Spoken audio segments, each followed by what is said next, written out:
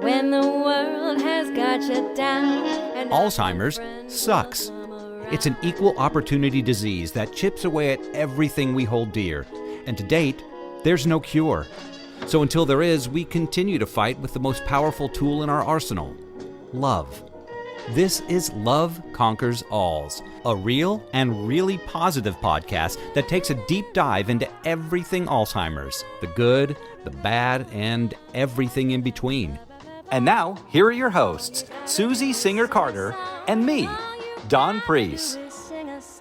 Hi, I'm Susie Singer-Carter. And I'm Don Priest, and this is Love Conquers Alls. Hello, Susan. Hi, Donald. How are you? Flustered this morning. Took me it's been like a crazy 10 morning. takes to say good morning. I don't know what's going on. Well, just wait till I have to read our guest introduction. It's going to be, oh my goodness, it's going to be crazy. There's words in there. There's a lot of words. There's words that we don't know. They're hard words. They're hard because you know why? She's smart. She's smart. Super She's smart. very smart, yeah. Way smarter than... She's smart, you guys. Get ready. She's So smart. what's happening? She's lovely. I had my flu shot yesterday, so any kinds of mistakes or faux pas or, bad pallor, I'm blaming on the flu shot because I have an excuse.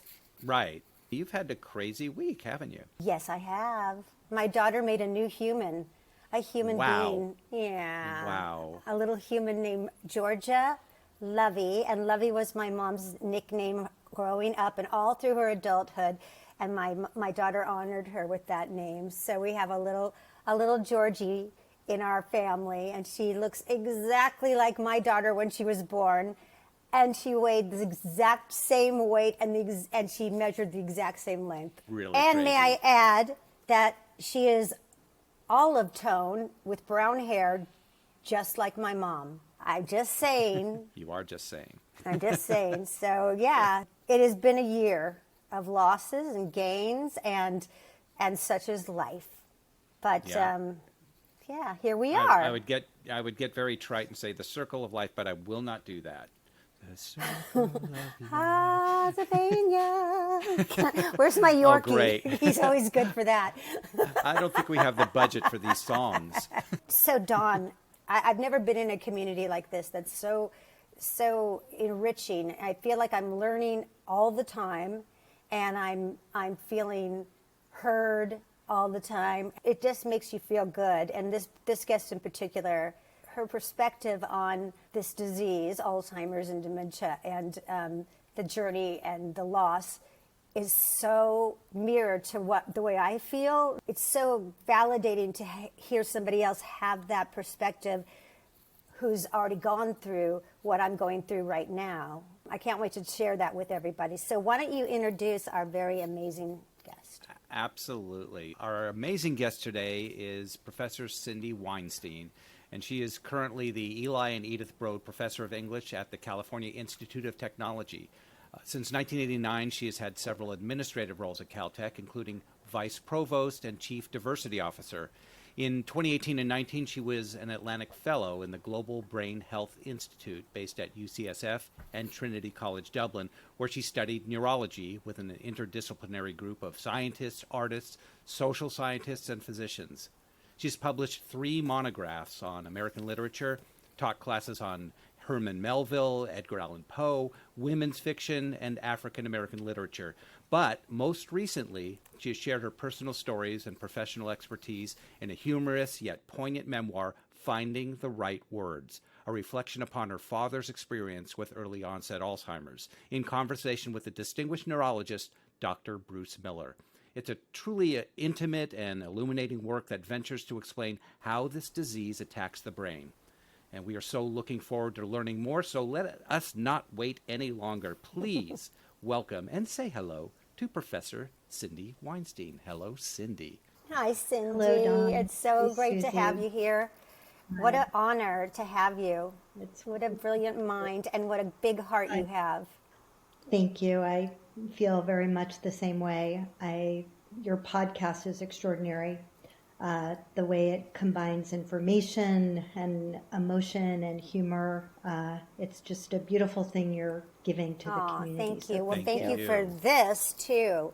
This great book that I'm still going through it bit by bit. First of all, it's delightful. And second of all, there's so much good information in it, and being able to use the literature as metaphor and using that as a tool. We forget how powerful metaphors are. I use it as a filmmaker all the time. I really highly recommend this book, you guys. I really do. Finding the Right Words. It's really good. And if you've been through this journey, there's so much in it that will resonate with you. And also enlighten you as to what you and your person were going through at each stage. It's brilliant. It's a brilliant concept. So yes. So I want to dive in so bad. There's so much I want to say. I've earmarked some things from your book that I want to talk about, but why don't you share your story of your father who had early onset Alzheimer's, and give us just a brief background on that, because everyone's origin story is a little different. Sure. My father was diagnosed with Alzheimer's in the 80s. I was in graduate school at Berkeley from 1982 to 89, and a few years in, I was realizing that something was wrong with my dad. In the book, the first chapter is diagnosis, and I uncover the fact that I sort of knew something was wrong before we officially got the diagnosis. And I noticed in particular a word finding difficulty, and the conversations that I used to have with my dad, I was very, very close to him. They became monosyllabic. My dad would just give my mom the phone. They were in Florida at the time, and the communication was not what it used to be. And I also noticed that in those days when you wrote letters to people or typed letters, my dad's typing was full of typos, and his handwriting was even worse than it used to be. Right. He never had very good handwriting to begin with. And my parents would visit me in Berkeley, and the origin story for the book really was a trip to the supermarket in Berkeley, and my father wanted something in the salad for dinner and didn't know the word for it, and it turned out what he wanted was crouton. And I describe in a chapter on word finding just sort of the horror of seeing the disease expressed in that way, and the synchronicity of my father losing words while I was becoming an English professor Right. and gaining expertise in words was something I had been chewing on for decades, and knew that I needed to come to terms with it in some way. And that was the first part of the book that I wrote, the story about trying to help my dad get to a word. Now, it's interesting because we all lose words, right? I do it all the time. And of course, with my mom having Alzheimer's, I panic each and every time. And Right. and so, it's a really, is there anything that you could enlighten anybody listening that might be also, searching for a word? And I know sometimes it comes from being tired or overworked or not sleeping enough, and we lose words. Don and I do it all the time. When is it a problem? When should we worry about it? I studied neurology for a year, and as I tell my friends, that can be a dangerous thing. So to answer your question, I really have difficulty answering that question. I guess there are different problems people have with words, and I remember Bruce explaining to me there's the version where the word is just gone. There's the version where you have the dictionary in your brain, but you can't get to the right page. There's a version where like biologically you can't say the word, that there's Right. something happening. Like Aphasia. exactly, right. So I'm going to answer a slightly different question, and if that's okay. Oh, And sure, sure. Yeah. or, And I think, but just, can I just say that, but I wanted to inject and please. just say that I hear what you're saying, and I noticed that, and I think that even with my mom at the end stage, when she had lost her ability to speak, other than she said, I love you to me, loud and clear, I saw her searching for the words. I saw her look to the right, try to think of something, and then come back to me, and it was gone. And Right, I know it was gone because I'd say to her, I see you looking for those words. You got words for right. me, don't you? And she would just squeeze my hand. I go, so I knew that it's almost like the second thing that you had mentioned, like the word is there. She can't connect it. And when she said, I love you, I said to her, holy shit, that was a huge thing you just did. For her to pull those words together and actually get them out of her mouth was a gift. So I hear you loud and clear. I'm so glad you got that. And I would just say that one of the ironies of writing the book and looking back on it is me realizing that words are important and I love them, but they're not all they're cracked up to be. And so even though my father couldn't say I love you, I knew it. It didn't matter. And that's been an interesting thing to get to after writing this book, which is, you know, a letter to how much I love my dad, how much I love literature, how much I love language, to realize the limitations of that. But what I was going to say is I read this book by Lisa Genova, Yes, who, I know, Lisa. Yeah. yeah, and she talks about the anxiety people have when they can't find a word and, oh my God, what's happening to me? And what I really liked about one of the chapters she wrote about was like, it's okay to use technology.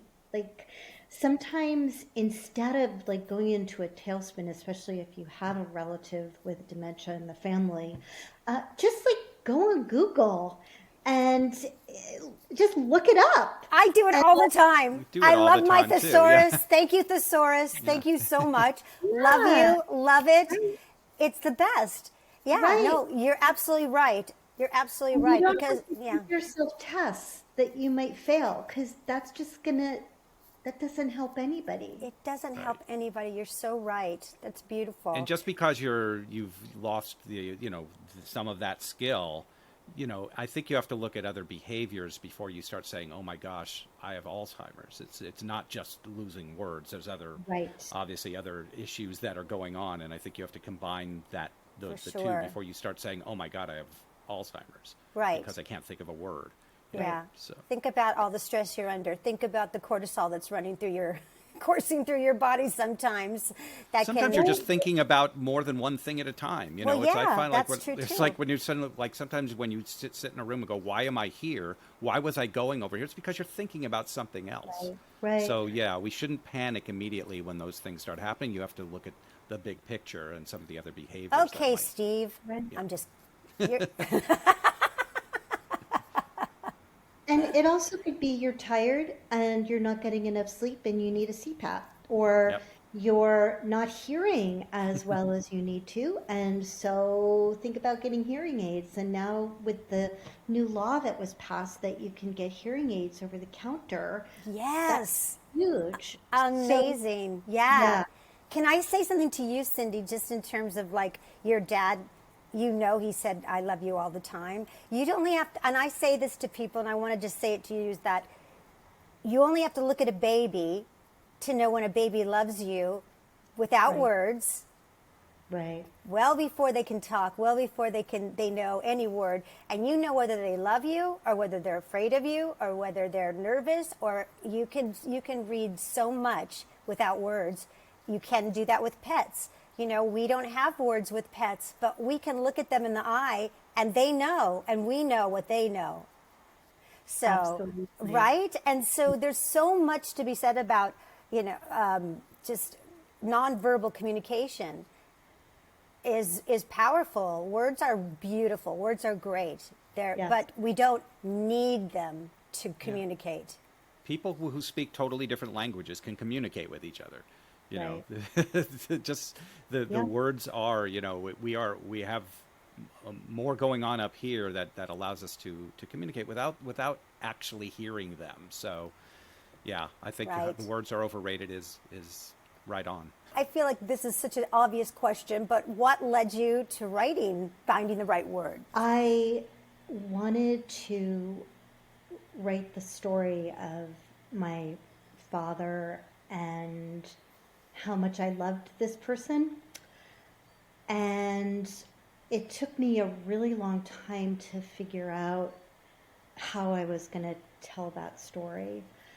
There are, as you know, many memoirs about dementia, about Alzheimer's, and I wanted the book I wrote not only to tell the story of my grief and the story of my father's illness, and in the last chapter, the funny stories, everything I just adored about my dad, and we can talk about how I kind of recovered those memories.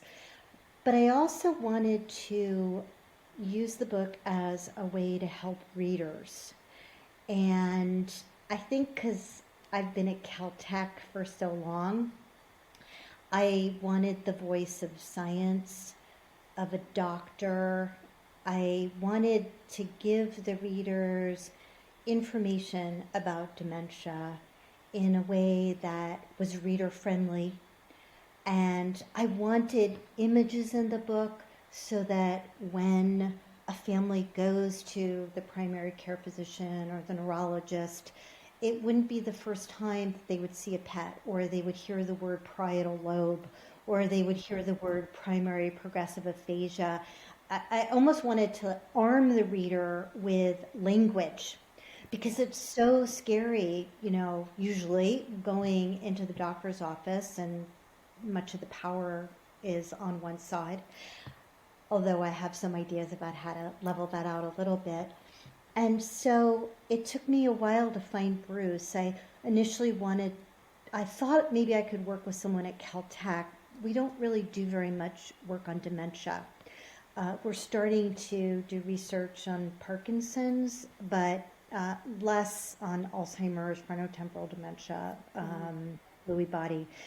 And so I thought I was going to work with someone at UCLA, and she then developed a writing block, so that didn't work. And then I found someone at Santa Barbara, and he really liked the idea, but these scientists are constantly traveling. Every time I had a conversation with him, it was in an airport, because he was off to, you know, some country. That doesn't sound different. It's not too different from our industry. There you go, yeah. And then that person sent me to Bruce Miller, and I sent an email to Bruce. I told him my idea. I met with him. We really hit it off, and he said to me the magic words, "Do you want to learn some science?" And I said, "Yes, I do," because I had worked so long, Susie, with what you were saying, sort of literature as a metaphor for grief and sadness, but I knew I needed another language to tell the story of my father's illness, and also to make sense of my relation to it. And I had a feeling that if I learned some neurology and worked with a researcher, I would be able to do what I needed to do to tell the story. It's so smart, and it's so beautiful, and it's so novel, because I haven't seen anything else like this. So that, you know, you have the personal anecdote, which is what grabs us, and then you've got this wonderful vernacular kind of guy who's like, yeah, want to learn some science? It's like, Bill Nye. Bill Nye. It's Nye. like that. You've got this guy who's like, loves it so much that he's just, you know, bringing you into his world. Let me tell you why that's happening. And that's such a great thing, because it makes it accessible for those of us that aren't academic, and it's just perfect. And it really, demystifies, it yeah. demystifies this thing that you're like, oh, it's the brain. How Oh, so we this is can't- what's How do we happening, understand that? right. Yeah, so it's really a beautiful structure that Yeah, you and I mean, and created. there's so much about like the brain, and also just about science in general. That I always say that there's the science and the data, and then there's the individual, and there's something magical about the individual that can trump the data sometimes. And that's why we have to be we need to be informed in all areas, so that we can say, okay, there's the data, but who's this person we're dealing with? What is their strengths, and what is their, cognitive reserve that's going to steer them in a different direction than, say, that person. Right. Right? And I love that, because it doesn't throw us all into the same box. Right. A couple things just to respond to that. I wanted to give information via Bruce to educate people about the science, and also about the grief process and what it might look like. The thing is that a lot of people can't get to UCSF. And there are people in rural communities, there are underrepresented populations that have difficulty getting into these clinical trials, and there are a lot of researchers who are working very hard on diversity, equity, and inclusion with respect to these trials. And I wanted to be able to give people access to Bruce through this book and to his expertise. And the program that I was in is called the Global Brain Health Initiative, is devoted in large part to access around the world. And so the program that I was in, people were from Botswana, Jamaica, Peru, Brazil. It was extraordinary. Wow. It makes me feel so happy that there's that much interest all over. Well, there's so many people that, at least in my circle, that don't want to look at this, don't care to look at it. And, there's a lot of la, la, la, la going on. Right. I'm guilty of it, too, for a long time. Yeah, you don't want to face, so No. sometimes it's easier to just say, I'll close my eyes, and if I don't see it, it's not there. It's not there. And it's there. Well, the film you did with Valerie Harper is just beautiful, and just really, really gorgeous. So Oh, that thank was you. such a gift. Such a gift. Thank you. Yes. yeah. I say that yes because I say Valerie, that was her last performance, and she just dove in and Yes. embodied my mom. It's like she put her on. She went, "Gotcha, Norma. I'm in there," and just Right. embodied her. And her connection with that story was just extraordinary. Her You could connection. tell. Yeah. Yeah. What I loved also about the movie, it really confirmed something that Bruce talks about with dementia, and that is when certain parts of the brain aren't working as well as they might, other parts light up. And so he has a theory, and I think has data to support it, that the empathy circuitry in Alzheimer's gets really activated even more in the absence of language and other parts of the disease. And so the moment in the film where your mom, played by Valerie, is talking to the trans person, and that just blew my mind. That was just magnificent, just to see the ability, her ability to, even in her own illness, to make someone feel so good and so whole and so loved, was just spot on. She tapped into her motherly instinct. I love this scene. I just have to say, when she's worried that the caregiver has stolen something, she's looking in a cabinet. Yes. We had a lot of Yadro in our house in New Jersey. That's I what think that was. Yeah. yeah, I think maybe it's a certain time period, Yep, but yep, yep. that resonated. Just that detail was so perfect. Oh, good. I'm It so glad. Yeah. It's interesting because we found, as when we did the movie, we were the only ones who had seen it. And we were like, is anyone going to relate to any of this? It's so personal. And you realize, and I think you probably realize this with your book, there's so much shared experience. Even though it's a completely unique Yeah. moment, the Right. experience itself is a shared experience. Right. And that's why it's so interesting when you hear it from Bruce's reasoning why that is. Right.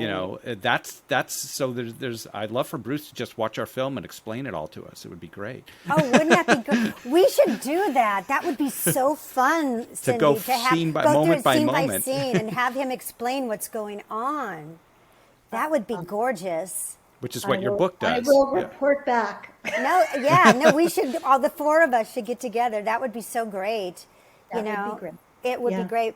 But so we talked about the structure of your book, which I love your structure of it. I love the stories that touch our hearts, that make us laugh, that make us cry. And your love for your father is so palpable. But I need to ask why Moby Dick was such a huge part of this narrative, and why does that in particular speak to you? I'm teaching Moby Dick right now, actually. Are you? And yeah, teaching a class on Melville, which is wonderful. I read Moby Dick for the first time when I was 16, and I was the kind of student, like if the teacher said, "Oh, this is like the hardest book, like don't work on this because you'll never understand it." It was like that's the thing that I wanted to figure out. So I read it in high school for the first time, and then I read it again in college twice. And I think part of it, there's a lot going into it, but one of the things has to do with the people I was reading it with, my teachers. I loved my teachers, and they pushed me to understand this really complicated book. And then when my dad got sick, they weighed in on how I might want to think about pursuing my career, putting my career on hold. So the novel itself is important to me, both because I love the book, and I'll talk about that in a minute, but also in relation to where I was at particular times in my life when I was reading it. So there's that. And what I also discovered is with each rereading, I would get something new out of the book. My favorite thing to do with my students is just to take a paragraph or two and walk them through how Melville gets from point A to point B, how he enacts Ralph Waldo Emerson's transcendental ideas in the novel. Just the language is just gorgeous. So I love talking to my students about that. It's a really funny book, and I love bringing out the humor with my students because I think there's a way that people are sort of frightened of the book, and it's really fun to work with students to get them to sort of take the novel off of its pedestal. But the main thing is the story of Ishmael and Ahab, and I can kind of, over the years, I was able to take my emotional temperature based on which character I was identifying with. And Ishmael is really funny and very process-oriented, and he doesn't really care if he gets to a conclusion or not. The fun of it for him is just trying to figure it out and writing about it. Whereas Ahab thinks he's got it all figured out, and he's full of anger and fear and authority. And when I've identified with Ahab's pain too much, and this was really the case when my father was first diagnosed, like I understood Ahab in a way that I wish I had never been able to understand. Like wanting to get out in the world and destroy something that represented the thing that was causing me so much pain. Wow. And when I was feeling better, I was able to embrace Ishmael's position. And so it's just been a kind of guidepost for me throughout my life. And one of my favorite chapters in the novel is Ishmael describes the ability of the whale. Its eyes are placed on either side of the head, and that the whale can hold two completely different pictures in its mind at one time. And I think that that is something I have aspired to as I've come to terms with my father's illness, the ability to see the terrible things, the really sad things, the really painful things, which I confronted in finding the right words, but then also the wonderful things The gifts. about God. Yes. The gifts, what Bruce said, and I say it in my rudimentary ways, that, you know, when some skills leave, others are replaced by other things that are stronger and more potent, and they are the gifts. Right. They are the gifts, like the empathy that gets pumped. You know, it's interesting because I have shied away from classics because of just what you said. I so want to take your class now. I do. I mean, I just started reading Crime and Punishment for the first time because it scared the hell out of me. And I thought I need to read something that's, you know, scary, and because I need to test myself and challenge myself. And I'm not sure I like it. I'm halfway through. I'm not sure it was the best first choice of that kind of literature, but I'm still trying to wrap my head around the characters, and they're not very likable, and I'm trying to find the what I'm supposed to take away. Yeah. No, I was just going to say that, you know, you just said that that literature helped you understand your father's suffering, your own pain, but you've also said that it allowed you to deny what was happening. How does that work? It was complicated. I think that, and this is such an English professor thing to say, like it did both.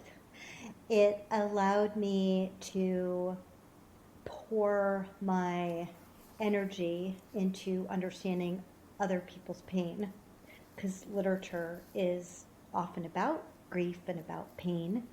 And so I would be reading, I don't know, Lolita, An American Tragedy by Dreiser, and just the act of moving my attention away from my dad and what was happening with him to something else was sort of a way for me to kind of temporarily deny or put to the side what was going on with my father. At the same time as the books I was most attracted to, Moby Dick being probably number one, it was like the door was ajar in the novel to let me, in just very small doses, think about what was happening with my dad. So it was a funny combination of, I don't need to think about what's happening. I can throw my brain into this other endeavor at the same time as it was a window into my own grief. Don't you think that's healthy? I think that's almost, I mean, you say it because the way it's, when you say, you know, that you're denying what's happening. I think you're just distracting from what's happening. I think that's healthy sometimes. Your brain, you need to get away from it sometimes. Well, you need it like to take it, I think, in little doses. And I think I'm doing the same thing by throwing myself into this documentary. Do you have your book handy by any chance? I do. Would you go to page 102? Look at this. I'm going to do a production here. I would love you to read at the bottom of page 102 because you shared this passage online, which had me. You're like my sister because of this. And I felt like everything you wrote was my experience. And by the way, she actually uses hairball as an adjective, Don, which I use too. I think last show we had hairball in our last show. Yes, and Don said hairball, and I said, yeah, like a hairball. Yeah, she gets it. This is my sis. This is my girl. Okay, we get each other. Thank you. Would you mind reading that? And because I think it really illuminates probably what a lot of us go through that have lost loves of our lives. But back to the part where I forgot my father was dying, a cognitive maneuver that even decades later leaves me reeling in its utter strangeness. Perhaps this forgetting is the very definition of denial, self-protection, and self-immolation all rolled up into one psychic hairball. Anyway, here's what I think happened. I had become so used to visiting him in nursing homes over the decade or so that felt like a lifetime, that at some point I think I convinced myself that this was the way things were going to be, were always going to be. This was life. Looking back, I now realize it was also death. I'm pretty sure I never thought about how my father would die. Maybe some people do, but I somehow knew how he wouldn't. The start date certainly wasn't sometime during his 50s, and the end date wasn't 70. And because the way he was dying wasn't the way he was supposed to, even though exactly how he was supposed to remained an unanswered and unposed question, I refused to acknowledge fully what was happening. I say fully because on the margins of consciousness I knew, but I could only know for a second or two, and then the knowing had to stop. Therefore, to use a word that denotes logic, even though the thought process I am describing seems crazy, as he was getting older, I managed to lose track of the passage of time. His sickness froze him in time and paralyzed me. Oddly, I could still do my academic work. In fact, I thrived. The paralysis was localized, but it went to the deepest part of me. So even as his death was happening, I didn't know it, grasp it, grieve it. Turns out I'd given myself an anesthetic that has taken about 30 years to wear off. Wow. So that's it in a nutshell for me as well. And I think that's what this disease does, is that it's so intense, and there's so much to it, and it's so very long for a lot of people that you can easily forget that your person is dying. It's so weird because, as Don said, Alzheimer's is many things. It's not just word finding, it's not just memory, although I thought it was just memory when I started at UCSF. But the strange thing, at least for me, and Susie, I don't know if this is the case for you, is I started forgetting. Like, my memory was affected by what was happening. And that sort of mirroring relationship was another thing I wanted to kind of sort through in the book as much as I could. That, for example, my father would have difficulty in space. So I have a chapter on spatial disorientation. And I thought Berkeley was my space, my home, but I was completely disoriented when I was there. So just that, as I said, mirroring kind of thing. Susie, I don't know if you have that experience. I have. What's odd is, like, as you're saying that, I'm thinking about the consistent theme of my dreams is always me trying to find out where I'm at and figure out where I am all the time. Wow. And I share that with Don all the time. I'm somewhere, I can't figure out where to go, It's how to usually get. a strange house. It's usually It's a strange house or a with strange rooms. building, a building that Yeah. I'm working at. You know, it's some huge venue that I'm at, and for some reason I cannot find my way back. It's been at universities, like it'll be the UCLA, but it's not UCLA, and I'm trying to find the entrance and the exit, and I can't figure out the space. So it's interesting that you said, and it's reoccurring all the time. I had it last night. I've not It's heard very that interesting. before. Yeah, as far as Yeah, mirroring and I the, think that with that, the stage of like my mom being at the home and being in her wheelchair for so long, and you know that stage just felt like it was never going to change. And I never thought about how is she going to die. I never thought that. I just kept thinking, how are we going to make everything as comfy and as lovely and as wonderful as possible? Right. What would be the hardest chapter you had to write, and why was it so difficult? The behavior chapter was the hardest part to write, and the passage that I just read is from that. And there were a couple reasons that was so hard. Each chapter in its own way was very, very difficult. It's funny because I think for Bruce, the behavior chapter is probably the easiest one because his area of expertise is frontotemporal dementia, which is quite behavioral in terms of how it presents. And so I had told each chapter, Bruce was great because like I would tell him a story and he would say, okay, Cindy, that's a chapter. You need to write about that. And I could give some other examples of it, but the one in the behavior chapter, I remember my father pulled a sink out of the wall in his nursing home room. And Bruce was like, you need to talk about that. And so the behavior chapter was, I think, especially hard to write because most of the behaviors I write about were ones that I learned about in a secondhand fashion. And so revisiting memories of that also reminded me, as if I needed a reminder, that unlike you, Susie, I was really far away from my dad when he was suffering so much. And a lot of the book is about the guilt that comes along with that decision to remain away and pursue one's dream, even though I knew that my mother and father never would have wanted me to give up that dream and move to Florida and help take care of him. That's not what they wanted. But you're damned if you do, you're damned if you don't.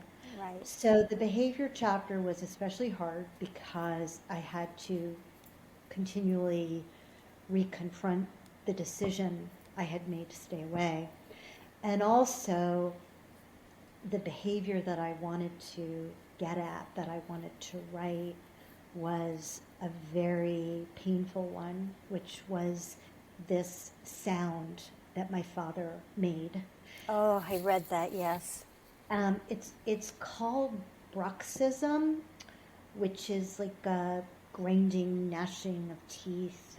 And I think there's some research about dementia and bruxism and whether it's part of the disease or a reaction to the medication. That's always like a big question. And Susie, I know you've talked a lot about that. But my dad made this sound, which wasn't words. And I wanted to get back to that sound and confront it and hear it fully, which means emptying my mind of a lot of the other noise that I had packed into my mind so I wouldn't hear that sound. And that was very important for me to write because that was probably maybe the hardest memory, was the sound and the image I have of my father making it. but it was almost like a breakthrough because once I heard it, I feel like I had confronted like maybe the deepest demon. And then I was able to write the chapter on memory, which was a remembrance of my father before he started making that terrible sound. Wow. So, Cindy, yeah. isn't it Arthur Miller? This one of my favorite passages when he talks about embracing your idiot child. Do you know that one? I don't. Okay, so he talks about, and it's been so powerful. It's what you're saying. He said, sometimes I'm going to bastardize him. So sorry, Mr. Miller, but it's sometimes the house smells of baked bread, and the other times it smells like burning flesh. And when it does, I turn and there's this despicable, ugly, horrible child chasing after me, and I'm running away, and I can't get away, and I keep turning back, and I can't look at this child because he's so disgusting looking. And he said, and ultimately, one day I just turned and embraced that child, and I realized that idiot child was me. Right. Yep. That's, yeah. I just have to say that it's very gratifying that the story that I tell is resonating. It makes me sad that it resonates because I know what that means in terms of people's pain. But I was always worried that the story of a girl from New Jersey, middle class, Jewish, becomes an English professor. Like, can I write that story and write, my love for my dad in such a way that people will find themselves in the story, and you're like the ideal reader, Susie. Yes. You too, Don, but especially Susie. Yes. I'm just very gladdened by that. When you tell the truth, it will resonate. It Whether does, yeah. like we were saying with our film, we Yeah. didn't think anyone would relate to it. That's true, yeah.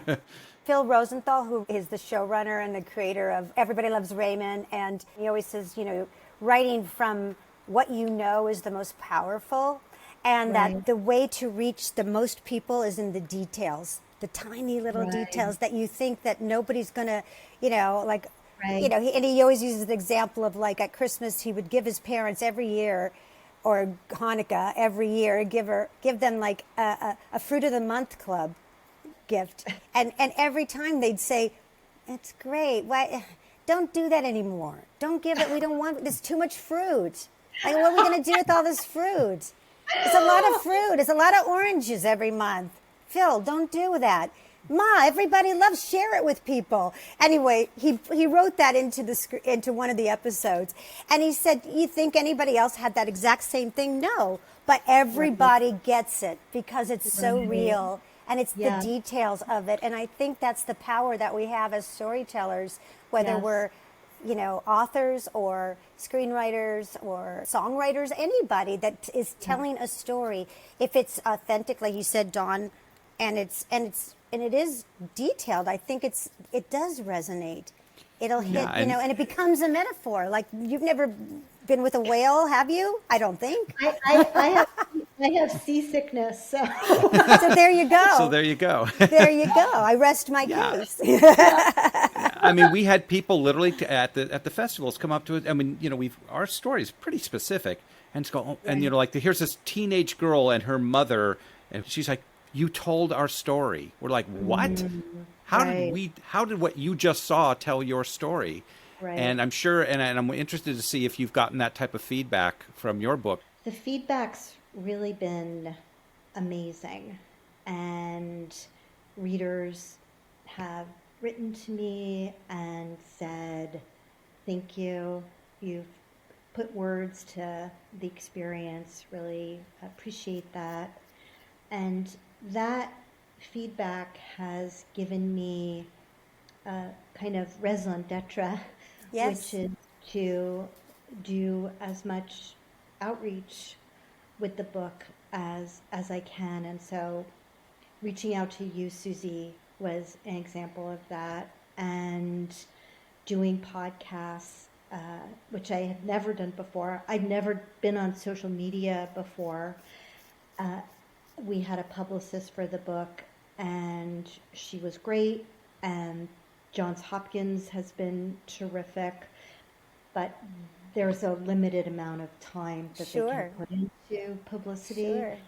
And so I've had a chance to talk sometimes with Bruce, sometimes by myself, with caregivers. I go to senior centers and talk about dementia and the book, medical humanities groups. There are these things you may have heard of. They're called Alzheimer's Disease Research Centers. There are about 32 in the U.S.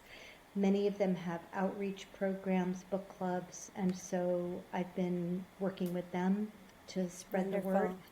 And I feel like my dad, I at one point I was like, we had a hard time finding a publisher for the book. So when both of you sort of applaud the structure of it, I really appreciate that. But there were many publishers that didn't want to take a chance on it Yeah. because it was too strange, and how would it be described on Amazon? It's in the musculoskeletal section on Amazon. Lord knows why. Oh, my gosh. goodness. Oh my Please. goodness. And so at a certain point when we were having trouble finding a publisher, I was like, I wrote this thing. If it never gets published, so be it. And then various things happened, and we were able to get the book with Johns Hopkins, which was fantastic. And I think my dad would want his experience to be used to help others. So I keep that in mind when I get a little worried. And Susie, I don't know if you feel this way about telling your mom's story, like Yes. instrumentalizing it, Yes. making it useful Yes. in some way. I don't Yes. know. I think about it. I talk about that a lot. I have a big problem with exploiting our Yes. people. I have a very big problem with that, and there's a fine line.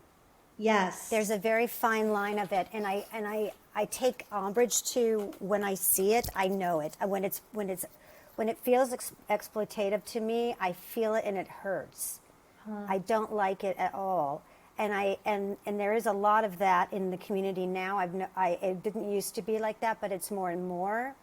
And I was very fearful of doing that and of using my mother's condition as a tool. But when I was doing, Suze, you're frozen. Okay, it'll be fine, Don. It was fine last time. Okay. So Are you come, there? yeah, Yeah. I think you're going to say pick it up from very fearful. Okay. Well, I was using very, my mother's go ahead. No, I was fearful of using my mom's condition as a vehicle. But when we had finished the film and we had the trailer together, and I brought it to my mom and I showed her and I said, "Mom, I made a movie about you." And and I said, "And do you remember Rhoda, Valerie Harper?" And she said, "Yes." And I said, "Well, she's playing you. Why?" And I said, "Because you're terrific." And she said, "That's true."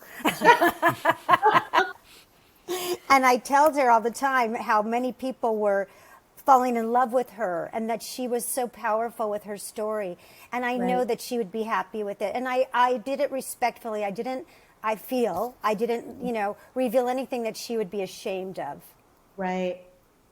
And that's my barometer. Is I wouldn't want to do anything that she would be ashamed of. Even with my documentary coming up, I'm fearful, but I feel like what's going on in that situation is so egregious that we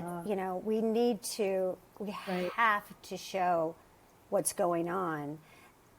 Oh my God, we've been talking for I could talk another 2 hours with you. Thank you. I'm sorry. We have to wrap up, but I just want to say thank you so much for writing this book. I love it. I'm savoring it. And I will keep it. It's been by my bed, since you sent it to me, and I love it. And I want everyone to get it. If you're not a reader, it's so easy to read. It's just super. Yeah. Bruce is terrific the way that he describes what is going on. And I think that, what's so beautiful is marrying those two perspectives. I think you did an extraordinary job, and I applaud you, and I love you. And I think that, and I want you to, I want you not to feel guilty about, because you're right, your dad wouldn't have wanted you to leave school. And my mother, like she says in the movie, you have to put me in a home. You have to live your life. Yes. Yes. And I know just by the way you described your father, he felt the same way. So you did him good. You did him proud, and you were there at the important time. Okay, and so was I. I wasn't a helicopter daughter, and even though we live in the same city, I saw my mom once a week because I felt satisfied. But once I realized I was mistaken, in terms of her care, that's when I decided I had to be there almost every day. But that was my decision. I gave into it because I knew for me, not for my mom, for me and her. Right. But I mean, that's what I needed to be there, and Right. so I made a conscious decision, and I don't regret it, but I also don't regret having to put her in the home because I had to. There was nothing I couldn't do it on my own, and that's the problem with our healthcare system. Yes. So that's the problem. So I feel like you've done your daddy proud, Thank you. and he was a beautiful daddy. I saw the pictures of him as the sporty dad, and I have a crush on him. I don't know. He's a good looking guy. I would have dated him. He's so cute. He was a cutie, super cutie pie. Yeah. Definitely. Yeah. Was there anything else you wanted to add or say? Something we missed, or I we're don't good to think go? that's the thing. Perfect. Excellent. Great.